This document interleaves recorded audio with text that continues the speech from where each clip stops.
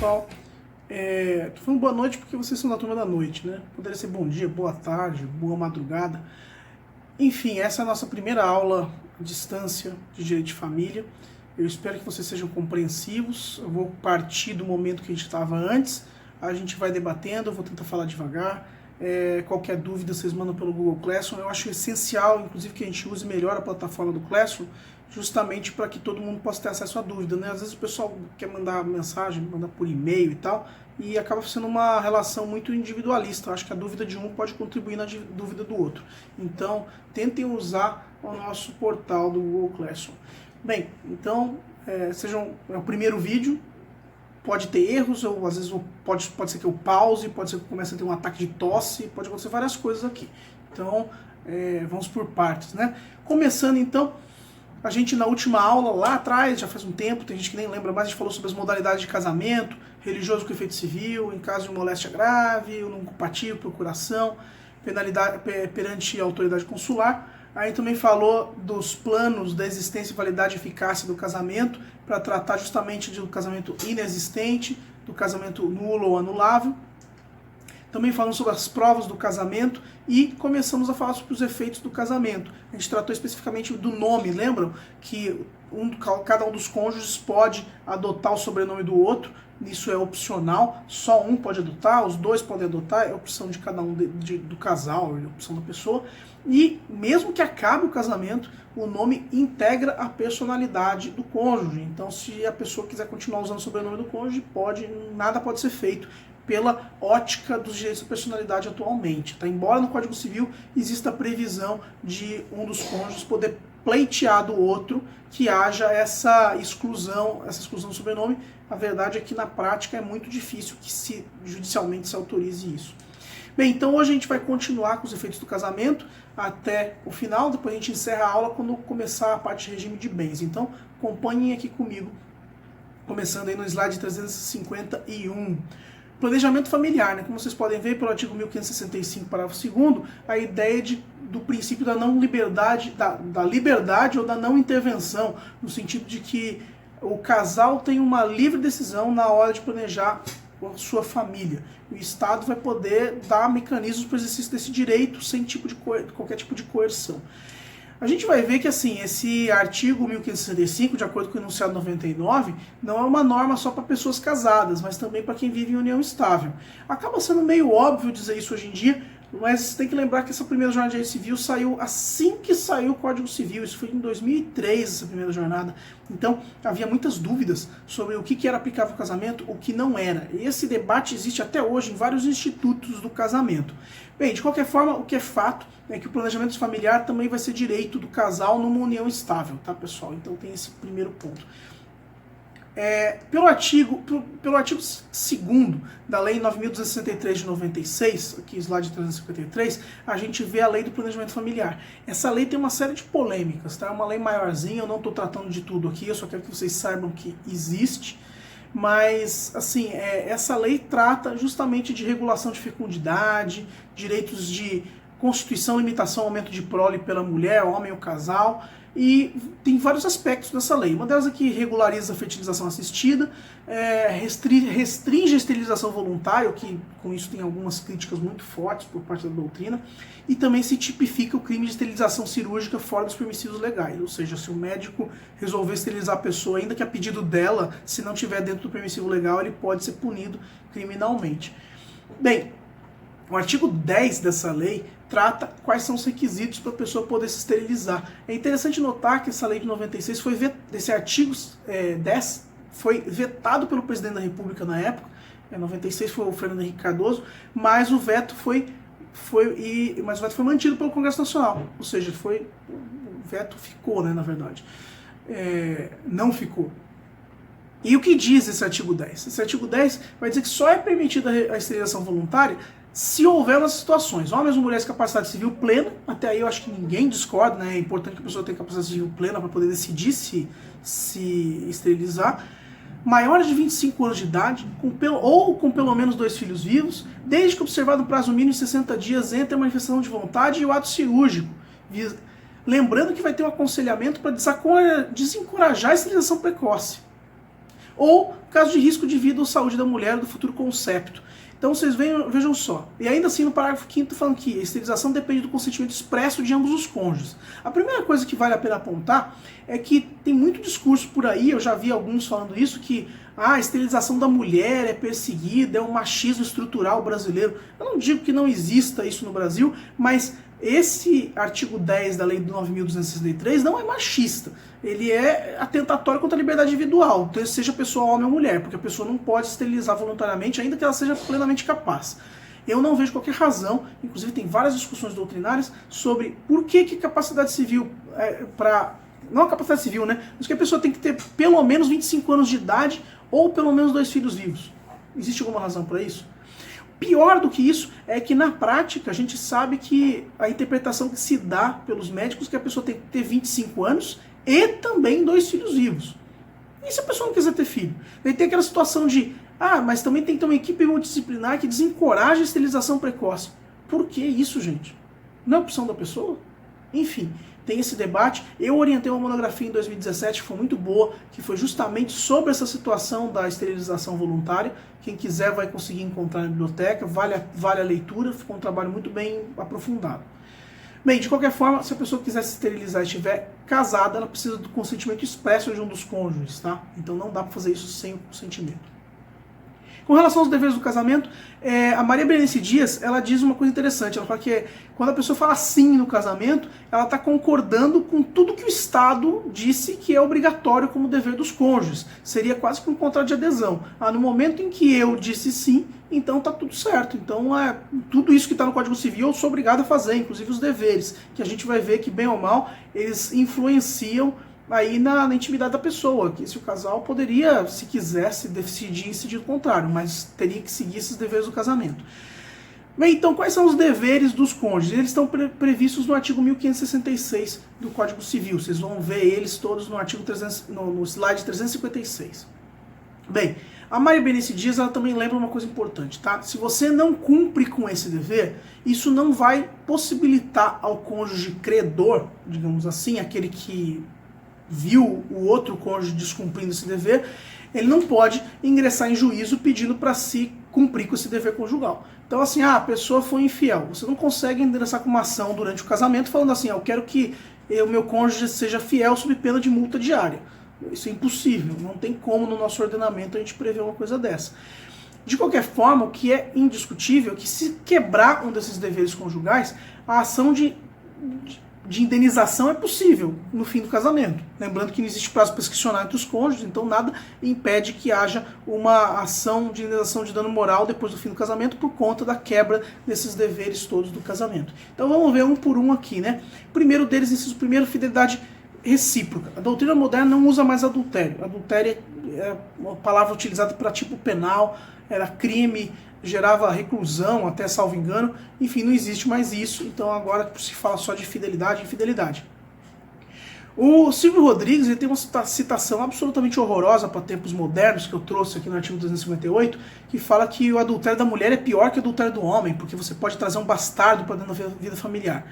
Esse entendimento, obviamente, não pode mais ser admitido pela doutrina, e lembrando também que ainda que a pessoa tenha um filho fora do casamento e seja tido como um filho dentro do casamento e a pessoa descubra só depois, pode gerar paternidade socioafetiva e vai ter laço de filiação da mesma forma, né? Não tem como escapar disso.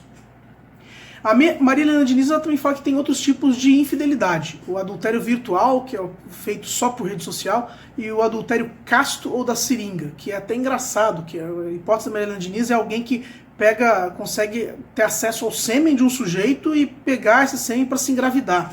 Então seria um adultério casto. A pessoa não sabia disso e, sei lá, foi compelida, sem querer ela acabou sendo infiel. A situação disso na vida real me parece improbabilíssima, né? Ou talvez da esposa dentro de um casamento pegando material genético de outro cara para poder engravidar. Também pode ser considerado uma quebra do dever de fidelidade. A Maria Berenice Dias, por sua vez, ela já vai dizer que não tem violação de fidelidade nesses casos. Não existe, não é assim que funciona. A tia Berê, ela também fala que essa previsão é meio inútil, né? Porque não dá para ser executado esse direito à fidelidade e você também não pode usar esse tipo de coisa como fundamento para dissolver um casamento. Primeiro porque é direito potestativo, você pode acabar com o casamento sem motivo nenhum. Hoje em dia o divórcio pode ser feito sem qualquer tipo de motivo. Então, nas palavras da tia Berê, ninguém é fiel porque assim determina a lei e nem vai deixar de ser por falta de determinação legal. Então é uma questão do casal. Inclusive, se o casal não levar isso em consideração, também não precisaria ser levado em consideração. A questão é que é um dever previsto no Código Civil. Outra coisa que tem também no Código Civil, artigo 1566, inciso 2º, é como dever conjugal a vida em comum no domicílio. Bem, antigamente essa questão da vida comum no domicílio conjugal era chamada de dever de coabitação. Assim, se você for ler esse artigo desacompanhado de qualquer contextualização, você vai falar assim, então quer dizer que os cônjuges têm que morar juntos na mesma casa, e acabou, ótimo. Só que não é bem assim, gente. A doutrina tradicional inclui dentro dessa coabitação o chamado débito conjugal. O que é o débito conjugal? Seria o dever de manter relações sexuais com o seu cônjuge. A origem disso é religiosa, porque se a finalidade do matrimônio é a procriação, você não vai atender a finalidade do matrimônio sem relação sexual, porque você vai querer crescer e multiplicar-vos, né, como diz a Bíblia. Então, tem essa interpretação tradicional. O Venosa, e o Silvio Venosa, ele defende a existência do débito conjugal. Sim, existe um dever entre os cônjuges de manter relações sexuais. Só que ele faz duas pontuações interessantes. Primeiro que, se existir um pacto antinupcial falando, nenhum dos cônjuges é obrigado a ter relações sexuais com o outro, essa combinação, esse pacto seria ineficaz. Não teria como prever efeitos jurídicos para isso. Mas, da mesma forma, o Venosa também diz que não tem como o cônjuge obrigar o outro a cumprir esse dever, porque isso iria violar a liberdade individual. Mesmo porque, se você houver essa ideia de que existe uma obrigação para cumprir esse dever, isso pode até pautar algum tipo de violência sexual entre cônjuges, o que também não pode ser admitido nos tempos modernos. Maria Berenice Dias, obviamente, né, como vocês já devem ter entendido, ela critica essa ideia de débito conjugal, porque não é porque você vive em comum com alguém que você tem que se sujeitar a contatos sexuais se você não estiver interessado. Isso violaria o princípio de dignidade da pessoa humana, liberdade, privacidade, inviolabilidade do próprio corpo. E, obviamente, como eu disse, né, pode dar origem e fundamentar a ideia da violência sexual entre cônjuges. Tanto que existia até recentemente, eu não sei como é que está isso dentro da doutrina de penal, mas a ideia de se existe ou não estupro conjugal, que é uma discussão que existia no direito penal até um tempo atrás. Hoje em dia eu não sei se já está superado ou não. Ainda com relação à vida em comum, no Código Civil de 16, quem decidia o domicílio do casal era o marido, ponto, porque a mulher casada ela era relativamente incapaz. Hoje, obviamente, com a igualdade entre os cônjuges, como princípio tanto constitucional quanto no próprio Código Civil, o domicílio vai ser escolhido por ambos os cônjuges e, bem, eles podem se ausentar para poder atender a encargo público, exercício de profissão, interesse particular relevante. Então, hoje você tem uma escolha democrática do domicílio conjugal. Outro dever é a mútua assistência, que é a ideia de você ajudar um ao outro, aspectos moral, espiritual, material, econômico. O Zé Edson Fachin tem uma citação interessante que eu remeto a vocês, o slide 365, vale a pena ler. Mas a ideia de mútua assistência, não tem muito mistério com relação a isso. O 1568, o artigo do Código Civil, ele também lembra disso, que todos os cônjuges, os dois, são obrigados a concorrer na proporção dos bens, rendimentos do trabalho, para sustentar a família, educar os filhos, independentemente do regime patrimonial. Às vezes a pessoa casa no regime de comunhão, de separação de bens, e acha que, beleza, não preciso fazer nada e não vou concorrer para o sustento da família. Não é assim. A mútua assistência e colaboração não vai ser afetada pelo regime de bens. Outro dever do casamento, que se você for pensar bem, vocês forem pensar bem, não deveria nem constar aqui nesse artigo, deveria constar na parte de filiação, que diz que é dever de ambos os cônjuges o sustento, guarda e educação dos filhos. Só que isso é uma obrigação perante os filhos, né? É um dever entre eles menos, é mais em relação aos filhos. Isso decorre do artigo 3º da Constituição Federal, como a ideia de uma sociedade solidária como objetivo da República Federativa do Brasil.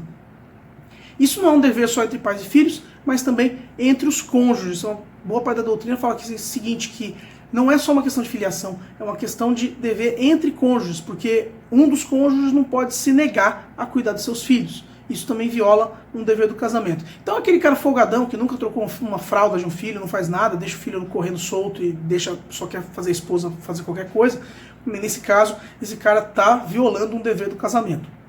Eu acho que com o tempo as coisas estão mudando. Hoje em dia os pais estão participando mais das vidas dos filhos, o que é muito bom, mas a gente de vez em quando ainda vê algum tipo de babaca por aí que vira e fala assim, ah não, eu não cuido do meu filho, não troco fralda, isso é coisa de mulher. Esse tipo de gente, enfim, está violando o dever do casamento e, sinceramente, tinha que repensar ter filho, quem pensa desse jeito, né? A Maria Berenice Dias, ela também lembra que se um dos credores se omite em cumprir os encargos alimentares, essa obrigação pode ser transmitida para os seus pais. Então você que tem filho e não paga os alimentos, seus pais podem ter que pagar os alimentos dos seus filhos. Por fim, o último dever do casamento que a gente vai ver aqui é a questão de respeito e consideração mútuos, né? Respeito e consideração é algo amplo, tem aquela frase clássica, na alegria da tristeza, saúde da doença, que é a ideia de que os cônjuges têm que se respeitar, porque, enfim, eles têm uma sociedade ali, vivem juntos e tem uma busca pela formação de uma família. E quem é que vai dirigir essa sociedade conjugal? Vai ser o homem? Obviamente que não. Isso daí era na temática até o Código Civil 16, que você tinha aquela prioridade do homem em relação à mulher dentro da estrutura, aquela estrutura rural, patriarcal que a gente tinha no Código Civil 16. Essa direção da sociedade conjugal vai ser exercida em colaboração. Os cônjuges vão atuar em colaboração. A gente fala marido e mulher, mas obviamente pelas últimas decisões do STF e do CNJ é marido e marido, mulher e mulher, tanto faz. A ideia é que os cônjuges sempre vão ter que atuar no interesse do casal e dos filhos. Não tem mais hierarquia nenhuma. Não é porque uma pessoa ganha mais que ela manda na casa. Não é porque uma pessoa cuida só da casa que ela manda mais na casa. Todo mundo aí tá junto no mesmo barco para resolver os encargos da vida. Além disso, também tem que lembrar que se houver divergência na condução dos negócios de casa ou de conflito familiar mesmo, o juiz pode ser chamado para decidir.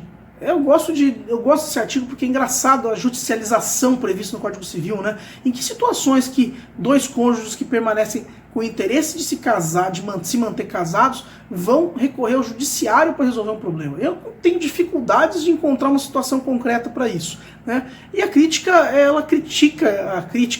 a doutrina critica isso, né? Porque a tendência hoje é justamente fugir do judiciário e não trazer para o judiciário mais demanda do gênero, eu sou casado, meu cônjuge quer colocar meu filho em uma escola, eu quero colocar o filho em outra escola, vamos ao juiz. Qual que é a lógica disso aí? Isso daí não tem a menor aplicabilidade no mundo real.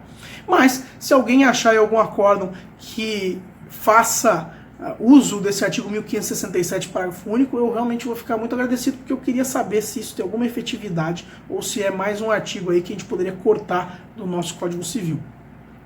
E se um dos cônjuges estiver em lins? O que é lins? Lins não é só Linhares. Lins é um local incerto ou não sabido. Aqui no 1570 fala de lugar remoto ou não sabido. Vale para Linhares também, né, gente?